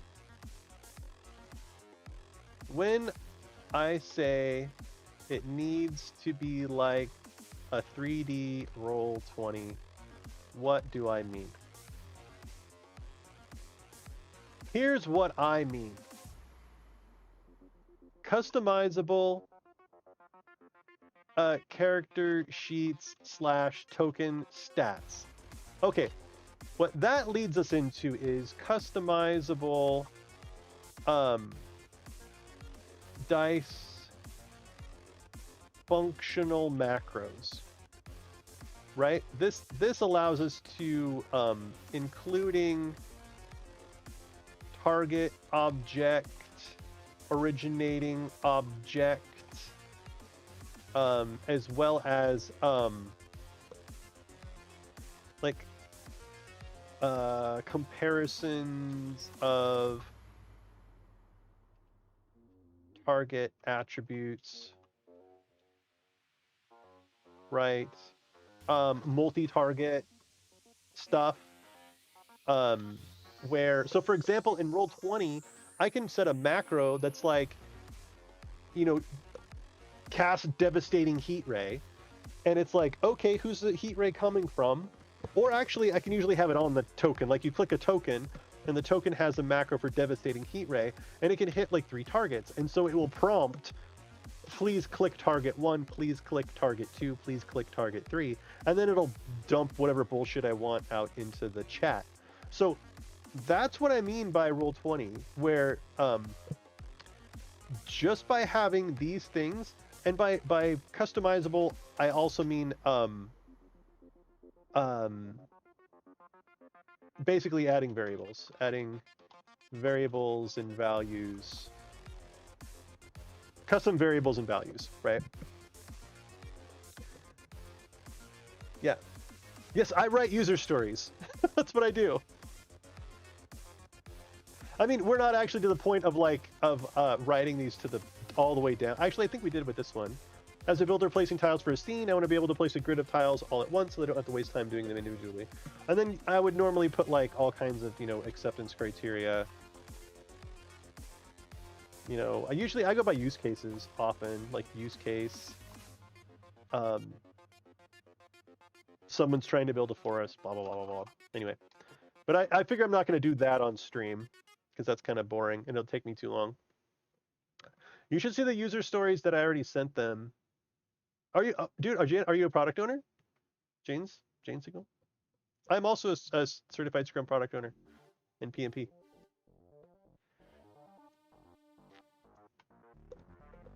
And this particular app is pretty nice. It's called Product Board.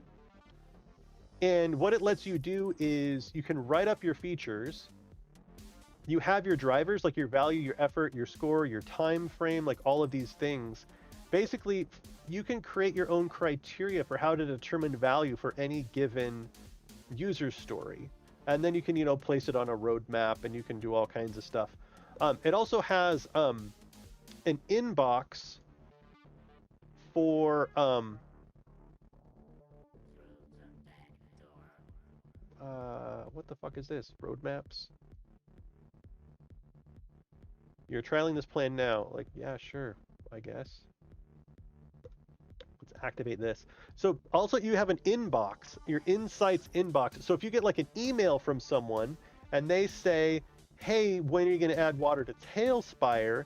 You can click a button that can link this email to one of your user stories. And so in real time, you can be like, okay, in the span of 2 weeks, we got 14 people that have asked about this one user story.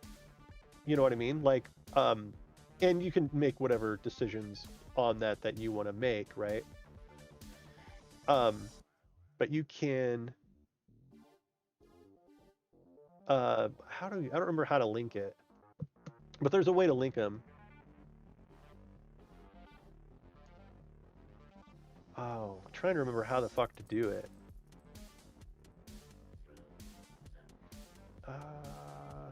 It's not an attachment. Can't remember how to do this. There's a list of features. Oh, no, I've lost it. You go home. Organize backlog. Go to the fucking backlog, bastard. Go!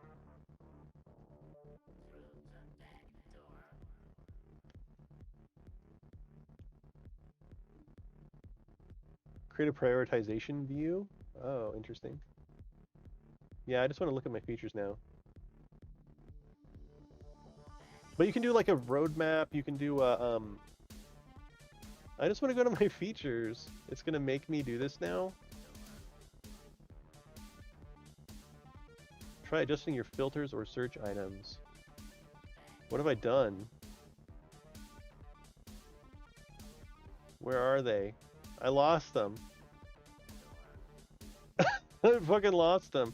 Oh.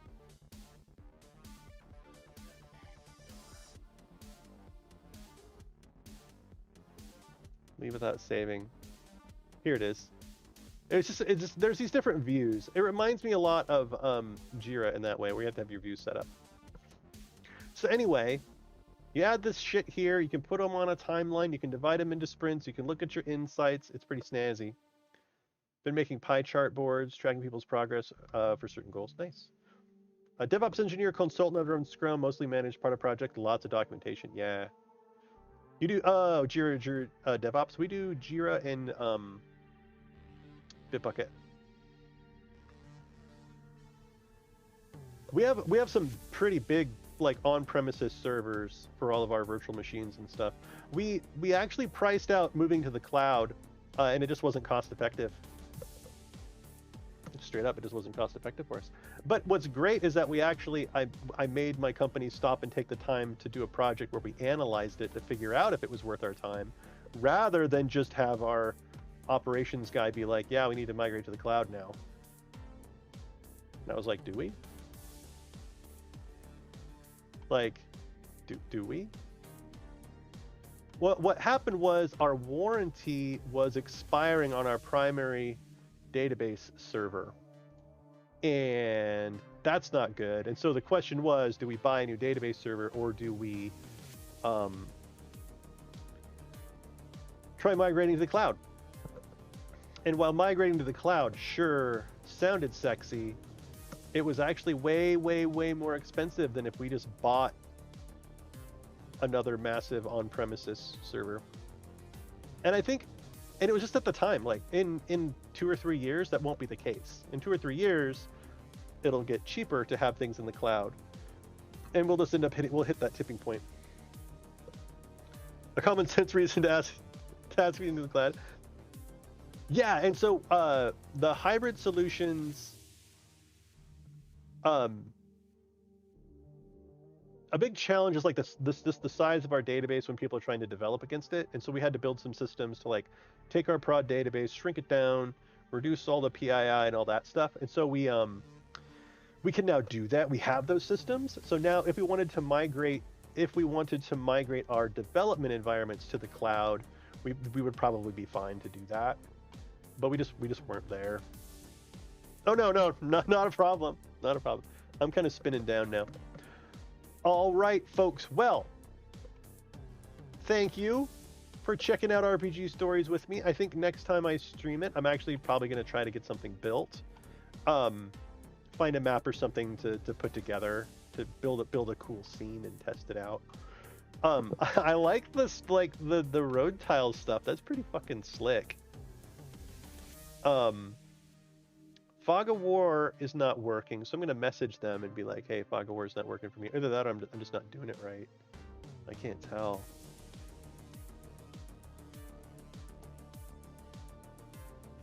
Oh,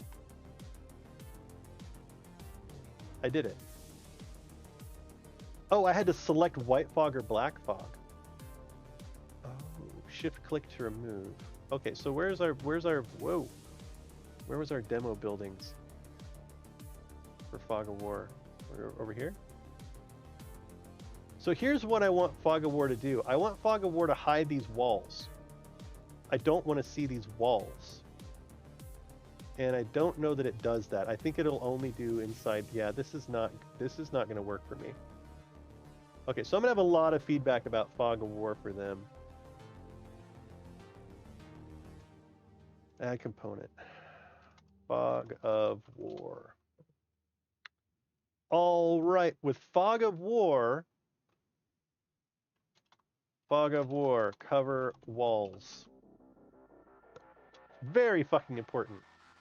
This is very important. Oh, Jesus Christ, it's loud. Are you not hearing the music again? What is your fucking problem? Okay.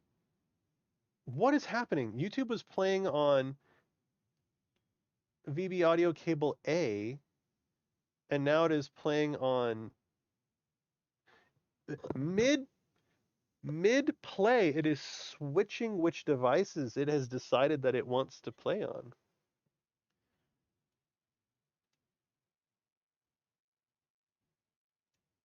Where does it think it's playing? It thinks it's playing on A, but it is definitely not. It is definitely playing on this one. That is fucking weird.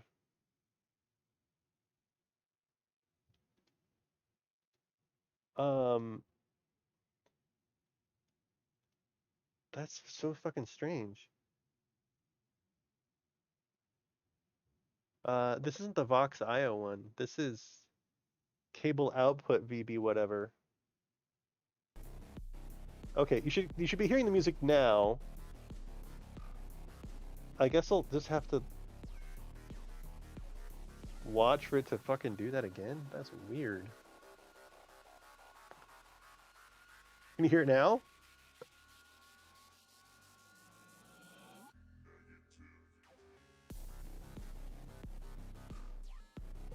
Weird. Weird. Oh, weather effects or snow. Sorry. You asked that like a million years ago too. Okay, so weather effects. So weather effects, honestly, I don't think the weather effects are as sexy as the plugin for Tailspire. The Tailspire plugin is nice. I mean, you can like, there's an icon, there's an invisible icon you can put down to indicate which way the wind is blowing. You can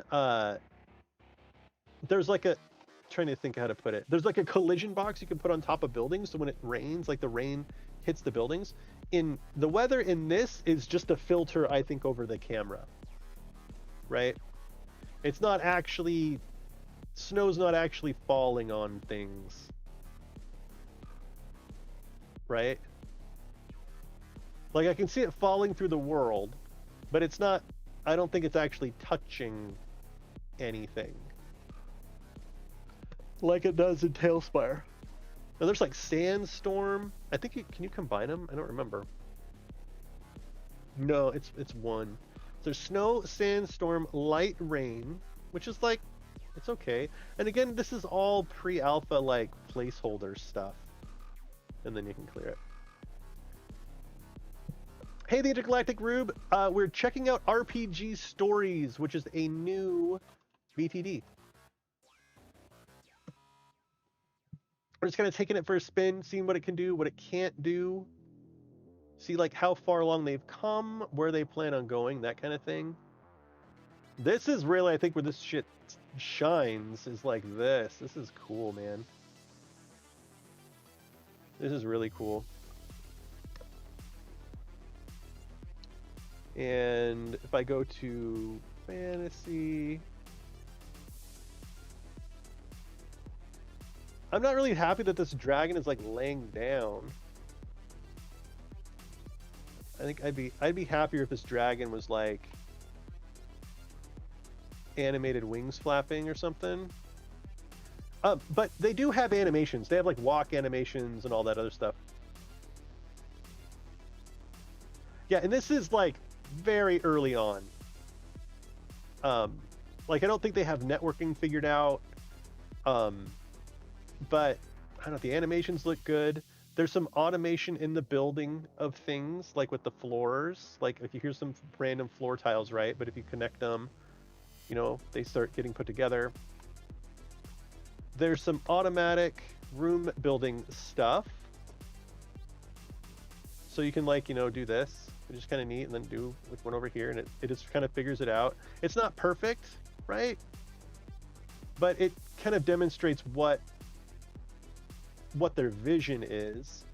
The docks were kind of neat when we did the docks. We laid down these docks, and what happens, which is kind of neat, is if you go in a line, they look like that. But then if you make a square out of them, they actually shift themselves to make a pattern that looks pleasing. Right? You see how they did that? The interior is different than the exterior. Yeah, this is like way early on.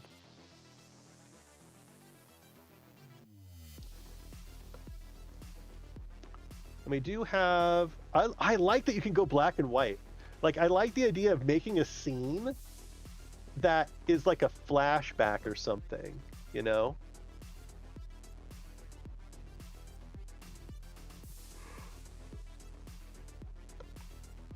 Whoa.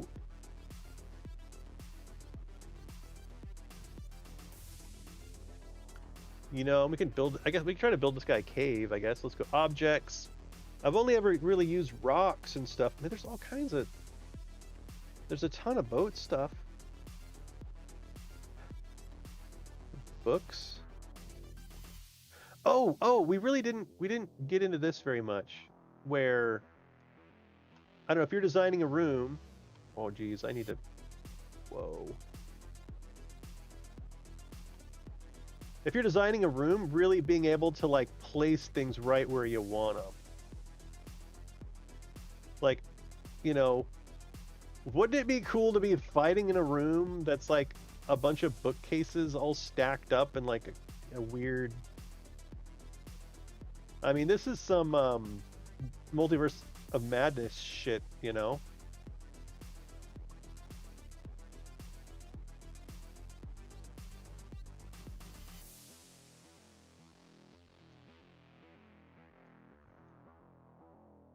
Oh god, I think I can just grab it right there and it'll be better.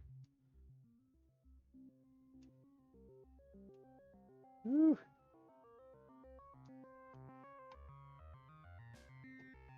Then we go to objects, and what else we got in here? We have all, dude, there's so much stuff.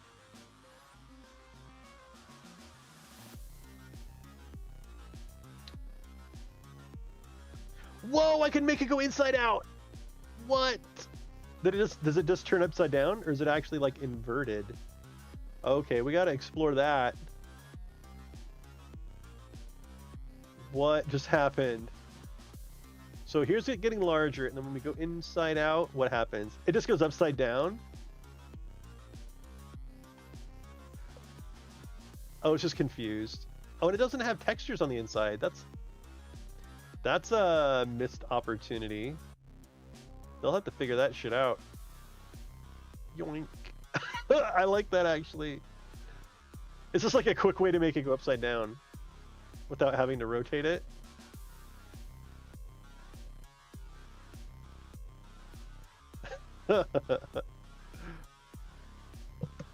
Okay, I was trying to actually make something that wasn't mind-bending.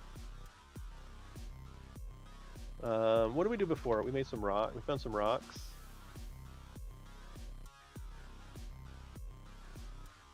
Specifically, try to not have it be like phallic, mega phallic. Let's do that. Let's change our ground to like, you know, something reasonable. Some forestness. Let's do this one. Is there like a lighthouse object? Tree. What kind of trees do we have?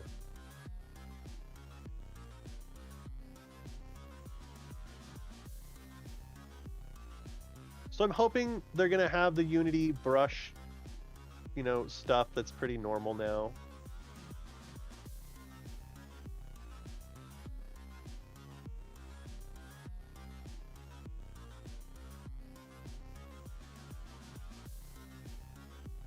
Whoa.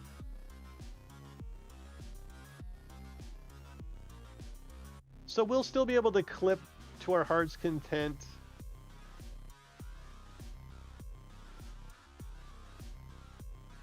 Oh, jeez. Stop it.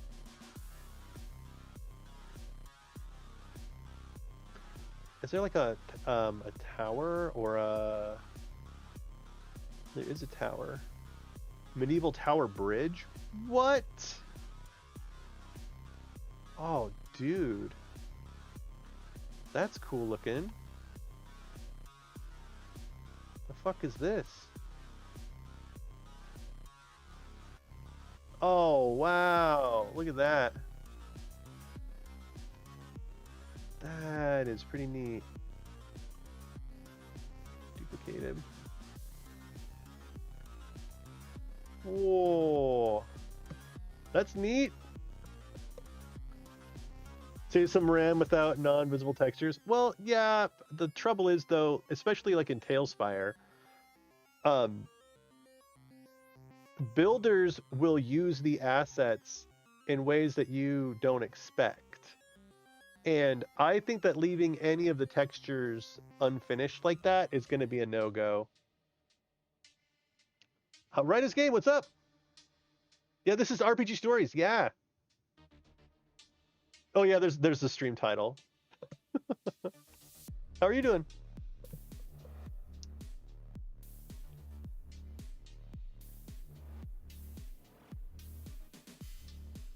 Oh, but what, you know what's even cooler about this? Let's go like full Elden Ring.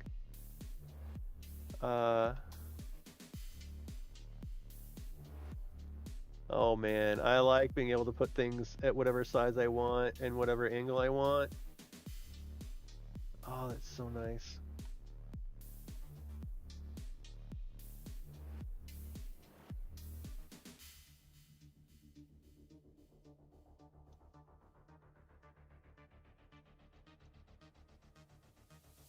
I mean, it's just neat. Right, let's say that's fallen down. Is there like rubble? Rubble? No, like rocks, debris. There's like futuristic debris. Bricks? No. Rubble? Already try rubble? So it's probably gonna be... it's gonna be rocks, right? I'm just gonna have to do a bunch of fucking rocks. Cliff. Whoa! What the fuck?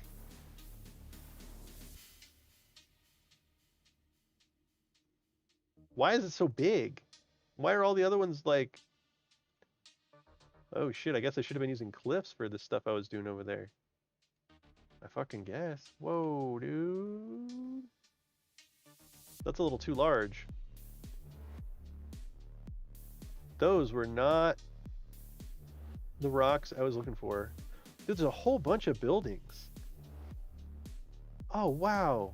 Why didn't they use these in their screenshots? I had a lot of people tell me that they were off-put by the graphics of RPG Stories, right? They're like, oh, you know, Menier looks so much better. And I really think that RPG Stories made a bit of a mistake by primarily showcasing like their tokens and stuff. I think if they had built an environment using these, For example, if you build Velaki or something using these models, just to show like, okay, yeah, we can do whatever, right? Like any 3D models you want to import, we can make fucking work. Like whatever, there's no question about like, oh, I don't like the style of their asset because it's not them. It's like whatever people put in the marketplace. Oh, I kind of want to do a little bit of Velaki using this, right?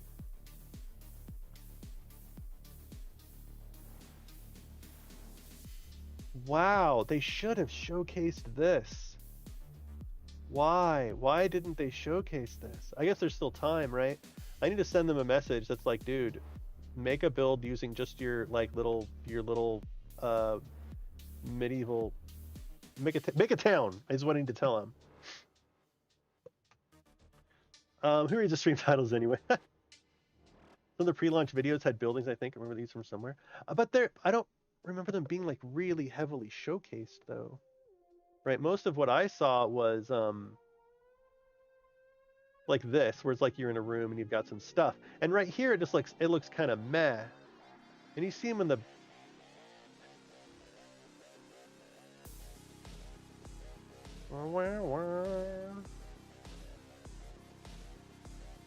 But even this, like it's highlighting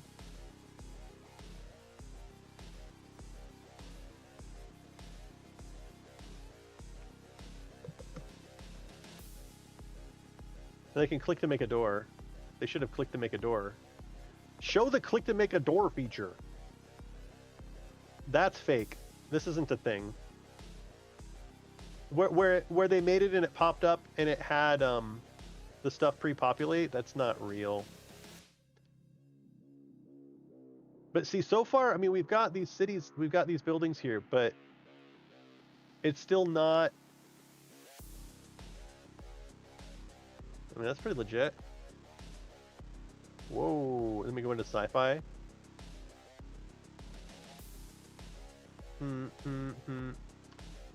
Well, I guess maybe not. I guess maybe I just didn't watch their video all the way through. I still feel like if they had done if they had done that, okay, so that camera pan that they did where it was like a bunch of stuff and some bad guys and then the cliffs and then it went on into sci-fi, if they had then kept going from sci-fi into like medieval village from that same height, maybe they didn't have the buildings at the time. Yeah. So intergalactic rube, that's not actually a thing. Well, I mean, it will be a thing at some point. But right now, the room builder, it will build the rooms, but I don't think it'll populate. It won't put stuff in it like it showed. But it will do this. Yeah. Which is nice. What they really should have shown was... So... Oops. You build a wall here, whoop, and you can click it to make a window, or click it to make a door. That's fucking nice. They're non-functional, but it's got potential. It's got potential. Okay. Well, thank you very much for joining me, everybody. I'm Demon Gun. This is RPG Stories. If you like what you see, check them out at Kickstarter. And I will say, there's a lot of 3D VTTs going on in September. There's RPG Stories, there's Menure, Constructo is going to be on the 13th, I think. And RPG Stories for me just stands out in that, well, mainly I've talked to them, and they are so focused on providing what builders and players want. Like they are humble about it. Oh my god, I need to turn this down. Jesus, it's blowing my brains out. They are so humble about their product, right? They don't think that they are the experts. They want to provide something for the experts and for players. And so they are so open to learning new things. So for example, in talking with with Krissa. I think that's how you pronounce her name. It's one of those like I've seen her name a lot, but I haven't actually said it very many times. She had this question for me about how, okay, well, we're thinking about how do we do creatures inside of buildings, you know what I mean? Should we cut away the wall like in Diablo, you know what I mean? This type of thing. And my answer was basically like, no. That's you'd kind of expect that in a video game where, you couldn't necessarily move your camera around, but there's um multi-floor buildings in a VTT are tough.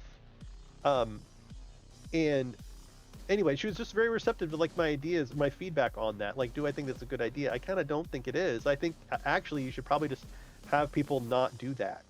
Like in a video game, you would expect to be able to move your token through a building with no problem at all, and the camera knows exactly what to do because it knows where you're going to go. And in a VTT, it's just not the same. Or you could do that in a VTT, but the trade-off, here's the trade-off is you could have 20 other features, or you could have your, camera operate the right way when you're inside a building.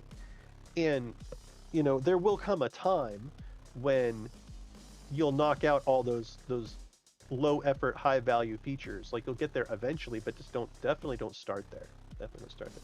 Anyway, point is, they listen, they're active in the communities, and they're just very humble and they're fucking cool as hell. So that's why I'm kind of tossing my hat in the ring with RPG stories. But you should check them all out. Check them all out. All right.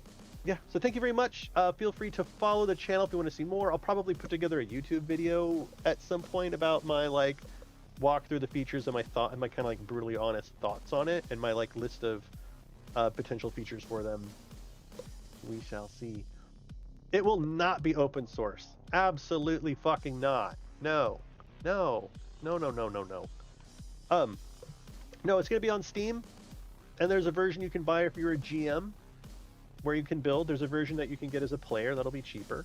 GMs will be able to buy seats that that they can assign. So if your 6 friends want to join in and I have 6 I've paid for 6 seats, they can just join in. They don't have to buy it or anything. It's like a free player version. But there will be a marketplace where people can basically make maps and make campaigns and make quests and stories and stuff, and sell them. And some people will do it for free. Some people will do it for pay. Some people will do it for pay what you want. It'll be an actual marketplace. It'll really depend on what the demand is. You like open source limitless potential for mods? Oh, I mean, there's going to be modding, right? There's going to be tons of modding, I'm sure. It's just not going to be open source because they want to make money, right? I mean, they're altruistic and stuff to a point, but we all need to pay our mortgages and pay our bills, and I need a fucking retirement. You know what I mean? We can't. If it was open source, none of us would be able to put the time and energy into it that we really want to and see it grow. I mean, that's my argument about it. Everybody wants it to be open source. Everybody wants it to be free. Who wouldn't want something for free, right? I can't fault people for wanting something for free, but if there's 10,000 man hours into make the thing go, no, man. It will be money. It'll be monies. But there's lots of avenues to be able to use it without it. Yeah, you gotta get paid. Yeah, I mean there's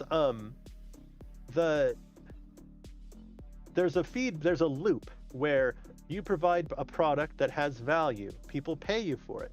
You use that money to hire more developers to provide more value, right? So that there's this reciprocal loop in there of reinvesting in the company to make it a really cool thing. D&D Beyond has a bunch of stuff that's free and a bunch of stuff that's not free. I mean, even Foundry, you have to pay for Foundry. Foundry's not free. But yeah, I can't fault people for asking for it to be free.